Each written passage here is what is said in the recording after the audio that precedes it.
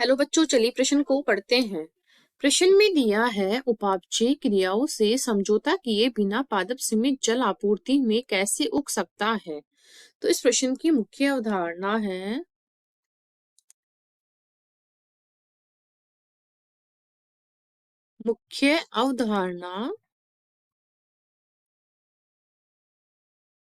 वाष्पोत्सर्जन। तो वाष्पोत्सर्जन में क्या होता है? वाष्पोत्सर्जन क्रिया में क्या होता है? पादप प्रकाश की उपस्थिति में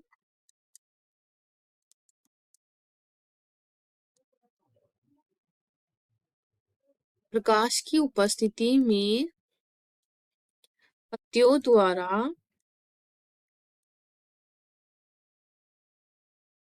द्वारा जल का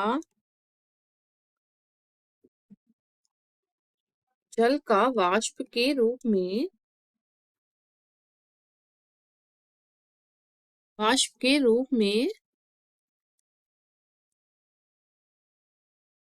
हानि या ह्रास होता है। हानि होती है, वाष्पोत्सर्जन कहलाता है। वाष्पोत्सर्जन में क्या होता है? जो जल होता है पत्तियों में वो वाष्प के रूप में उड़ जाता है, जिससे क्या होता है? पादप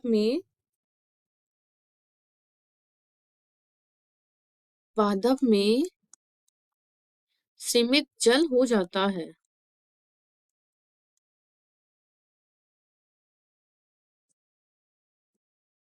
सीमित जल उपस्थित होता है। तो ये वाष्पोत्सर्जन की क्रिया से होता है। अब हमारे जो क्या है, सीमित जल आपूर्ति में भी कैसे उग जाते हैं? बिना सीमित जल आपूर्ति के।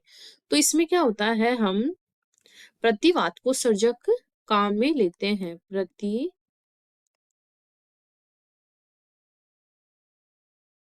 वाष्पोत्सर्जक।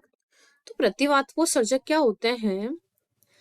ये क्या करते हैं? वाष्पोत्सर्जन की दर को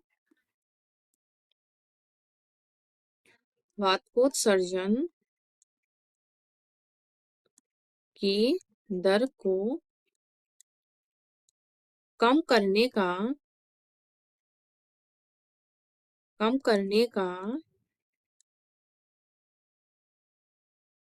कार्य करते हैं। इनसे क्या होता है? वाष्पोत्सर्जन की दर कम हो जाती है और जिससे प्रकाश संश्लेषण एवं वृद्धि को भी प्रभावित नहीं करते हैं। तो ये पादप में होने वाली क्रियाओं को भी प्रभावित नहीं करते हैं। इससे क्या होता है? जो वाष्पोत्सर्जन की दर से जो जल का ह्रास होता है वाष्प के रूप में, उसे कम किया जाता है। तो इससे जो जल की शक्ति होती है वो कम हो जाती है। तो वाष्पोत्सर्जन क्या होता है? गैसों का विनिमय भी होता है। तो अब इसमें क्या होता है? जो वाष्पोत्सर्जक होते हैं कौन कौन से होते हैं? उदाहरण